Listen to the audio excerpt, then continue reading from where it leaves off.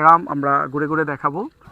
তো পায়ে আসলাম, তো পাইলাম আবার আমার সাথে কিছু স্টুডেন্ট।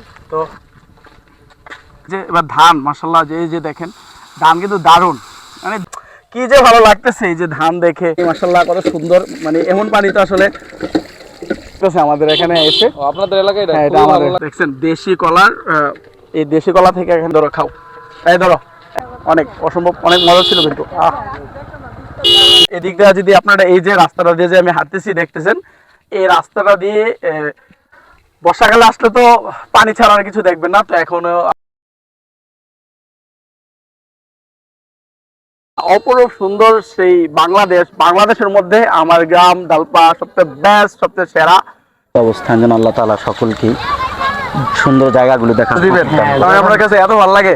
হ্যাঁ, অনেক ভালো লাগে। আমি খাবার দাবার এখানে ভালো? হ্যাঁ, খুবই ভালো লাগলো আমার কাছে।